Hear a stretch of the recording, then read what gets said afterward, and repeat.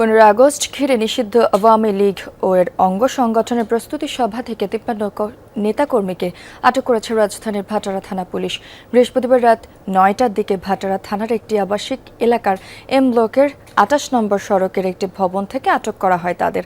থানার ভারপ্রাপ্ত কর্মকর্তা জানান, 15 আগস্ট শোক দিবস পালনের প্রস্তুতি নিচ্ছিল তারা। বিভিন্ন এলাকায় ঝটিকা মিছিল করার পরিকল্পনাও ছিল তাদের।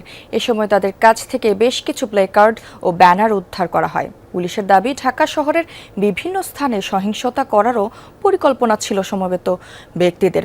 আটক 53 জনের বিরুদ্ধে সন্ত্রাস বিরোধী আইনের মামলা দেওয়া হবে বলেও জানিয়েছে পুলিশ। 70-80 জন লোক সমবেত হয়েছিল, যেখান থেকে আমরা 53 জনকে গ্রেপ্তার করতে পেরেছি এবং কিছু লোক তারা পালিয়ে গেছে। এখানে এগুলো আমাদের জানার বিষয় যে পরবর্তীতে কারা কারা এর সঙ্গে ইনভলভ ছিল, কারা অর্থায়ন করেছে এবং কারা পরিকল্পনাকারী, মূল পরিকল্পনাকারী কারা, এবং আমরা যাদেরকে গ্রেপ্তার করছি তাদের কাছ থেকে এই তথ্যগুলো আমরা পরবর্তীতে জানতে পারলে আপনাদেরকে জানাবো।